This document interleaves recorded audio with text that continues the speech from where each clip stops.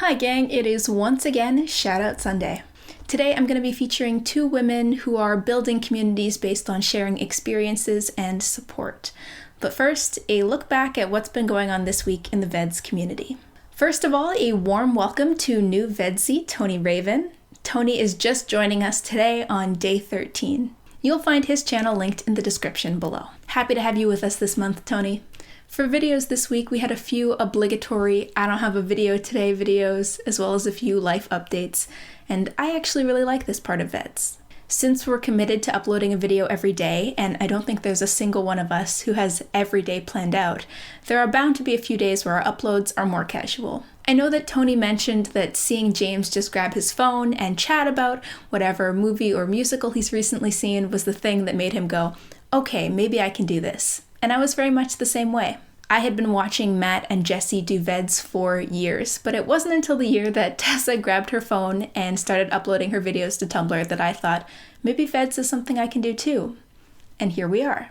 By the way, Tessa, thank you for answering my questions. I also miss hugs, but maybe this pandemic will be a new golden age of epistolary novels, books where characters communicate via letters or emails, Instagram DMs, I don't know. The video I've been thinking about the most this week is probably Caleb's Day 8 video, but why nostalgia? Caleb suggested a few reasons that we seek out nostalgia, like seeking some stability.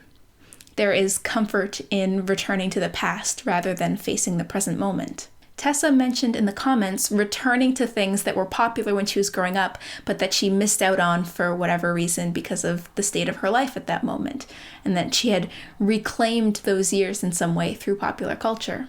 I also wrote some of my thoughts in the comments. I talked about how I return to nostalgic things for comfort or to try to recapture a feeling that I had when I was younger. Caleb also mentioned the ways that nostalgia is sold to us, marketed to us. So for instance, you've got reboots of franchises like Transformers or Ghostbusters, and then you've also got television series that are trying to recapture nostalgia for a particular decade, like Stranger Things for the 80s or the new Babysitters Club for the 90s. I love the new Babysitters Club, you guys. I love it so much. But this discussion about nostalgia also made me think about one of my favorite movies, Mike Mills' film Beginners, starring Christopher Plummer, Ewan McGregor, and Melanie Laurent. Beginners is a film from 2010, set in 2003, that also features flashbacks from other periods in the main character Oliver's life. There are more recent flashbacks from the last years of his father's life, his father having come out as gay after his mother died. And there are also flashbacks to Oliver's childhood in the 1970s, and we see more of his relationship with his mother. The soundtrack for this film is one of my favorites. It's got classical music, ragtime, early jazz. Mike Mills has described it as being like a portrait of his parents. It was inspired by their record collection. Beginners is a film that is partly based on Mike Mills' own experiences, so it's clearly nostalgic for the director, but what makes other people's nostalgia appealing to us? So we clearly experienced nostalgia coming from the main character Oliver's point of view, and there is a warmth and a sadness to it, I think, a curiosity, like seeing photos of your parents from before you were born. You'll never know that version of your parents, even if you wish you could. So nostalgia is like time traveling. It reminds us that the present isn't the only moment, but the present is the only moment we can change.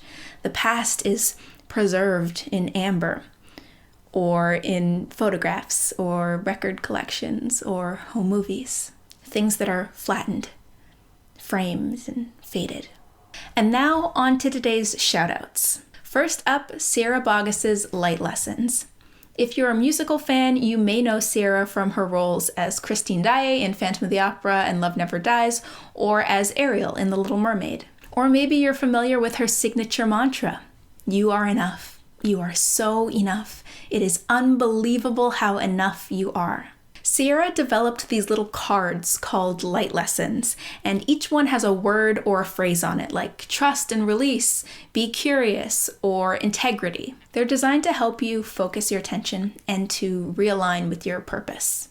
For the past few months, Sierra has hosted a weekly Light Lessons series on her YouTube channel, where she and sometimes a guest will pick a light lesson and then have a conversation about it. The very first time that I ever had to sing Part of Your World live in New York, that I was about to sing this song live, and I was terrified. And I called you, and this makes me weep, and you said to me, "You have nothing to prove, only to share." If meditation, journaling, or mindfulness are something that you do, if they're part of your self-keeping practice, then I highly recommend that you check out the light lessons. I find them a helpful reminder to check in with myself and to refocus on what's important. I also find Sierra's positive attitude to be welcoming and calming, and I just enjoy spending that time with her. The other person I want to shout out is Angela Gullner. She co-created and starred in the pilot for Binge, a series that's based on her own experiences with bulimia.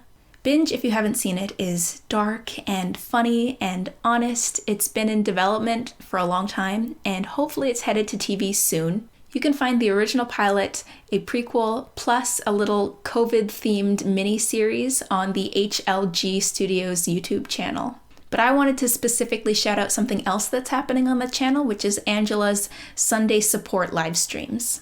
Every Sunday since March 22nd, she's been doing a morning live stream, usually about half an hour to 45 minutes, to support folks who are struggling during the pandemic, especially folks who are struggling with eating disorders. These videos are a lot more casual and less structured than the light lessons because they're live, but Angela and the folks in the comments often have really great advice and great resources to share.